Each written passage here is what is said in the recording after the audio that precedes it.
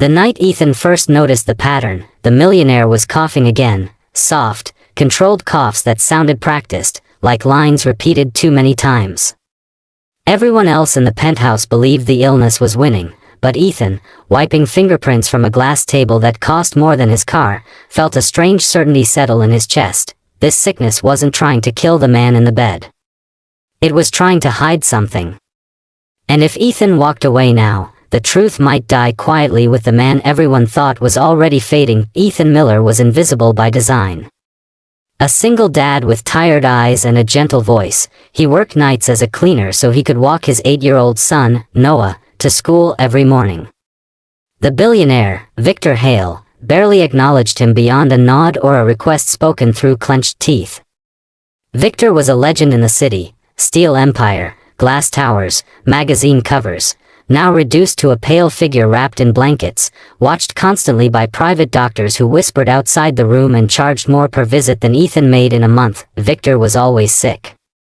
That's what the staff said. That's what the tabloids said. A mysterious condition.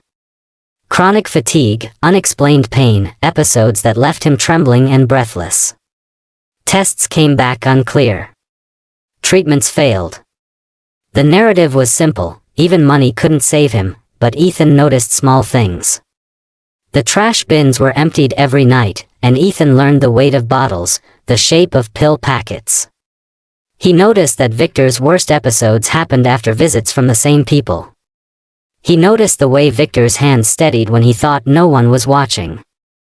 And one night, while cleaning the study, Ethan heard something that cracked the story wide open. Victor was laughing. Not weakly. Not softly. He was laughing like a healthy man who had just heard a good joke. Ethan froze in the hallway, mop dripping onto marble. The laughter stopped abruptly, followed by a cough that sounded rehearsed again. A moment later, the nurse emerged, eyes sharp, smile polite. "He's resting," she said too quickly. Ethan should have walked away. Men like him didn't question men like Victor Hale. But later that night, at home, Noah asked, "Dad, why do you always look sad after work?" Ethan thought of the laughter. Of the lie wrapped around that bed like silk sheets. "Because sometimes," he said slowly, "people pretend they're weaker than they are. And it hurts everyone around them." The next night, Ethan paid closer attention. He found a discarded vial in the bathroom trash, unlabeled. He photographed it with his old phone. He watched Victor carefully when he thought he was alone, how he stood straighter, how the pain seemed to evaporate when the room was empty. Ethan felt anger rising, not for the lie itself, but for the quiet desperation behind it. A man didn't fake illness for no reason. Not for this long. Then Victor collapsed for real. That it happened just before dawn. Alarms blared. Doctors rushed in. Ethan was told to leave the room, but not before he saw something that chilled him, fear, raw and unfiltered, in Victor's eyes. This wasn't performance. This was terror. Whatever game was being played had slipped out of control. Later, as Ethan cleaned the aftermath, spilled water, discarded gloves, Victor spoke without looking at him. "You saw too much," he said hoarsely. Ethan's heart pounded. "I saw a sick man," he replied carefully. "But not the way everyone thinks." Victor turned his head slowly. For the first time, he truly looked at Ethan. Not through him. At him.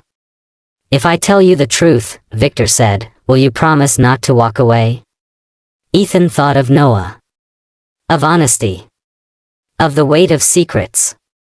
"I promise to listen," he said. Victor closed his eyes. "I've been pretending to be dying," he whispered. "Because when people think you're dying, they stop asking you to fight." The truth spilled out in fragments. Years ago, Victor had uncovered massive fraud within his own company, tied to family members and trusted executives. Exposing it would destroy everything he built, and put him in real danger. Becoming too sick to run the company was his shield. Power shifted quietly. Enemies underestimated him. The illness became armor, but it went too far, Victor admitted. The medications, the stress, my body doesn't know what's real anymore. Ethan felt a strange mix of pity and fury. You scared everyone, he said. You scared yourself. Victor's eyes filled. I didn't think anyone would notice. Especially not you. The night ended with no answers, only a fragile truce. Ethan went home as the sun rose, knowing his life had just changed in ways he couldn't explain to his son. He had discovered the truth, but the truth wasn't safe. And Victor Hale wasn't pretending anymore. The first thing Ethan realized when Victor disappeared from public view was that silence can be louder than headlines.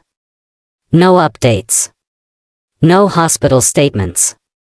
Just rumors. Ethan continued cleaning the penthouse, now emptier, colder.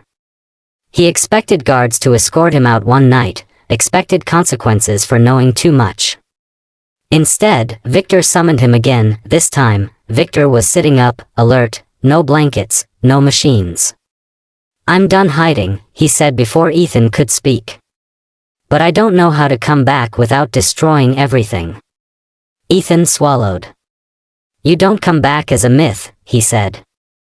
You come back as a man who made mistakes and chose to fix them. They talked for hours. About fear.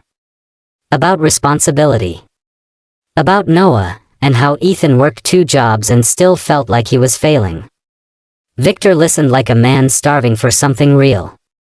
For the first time, he asked Ethan's advice, not as a cleaner, but as a father, a human being. The plan was dangerous. Victor would reveal the internal corruption, step down temporarily, and admit that his illness had been exaggerated, but not fabricated. He would seek real treatment, publicly.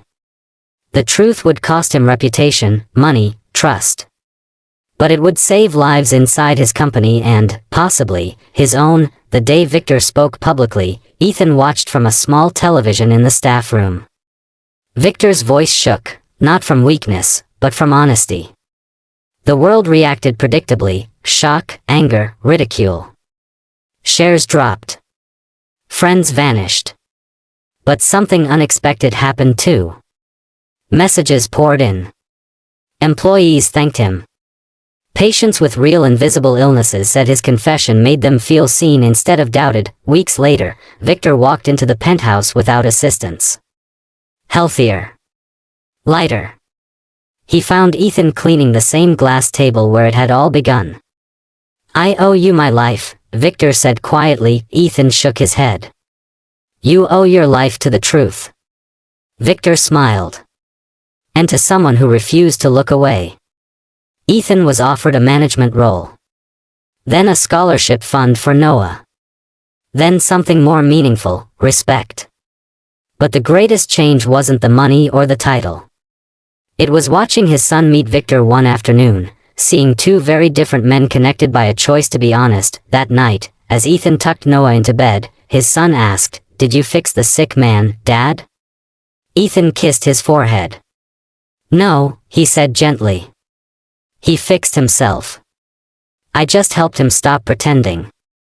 And somewhere in a city built on glass and steel, a man learned that strength isn't proven by how long you can fake being unbreakable, but by how bravely you admit when it's time to heal.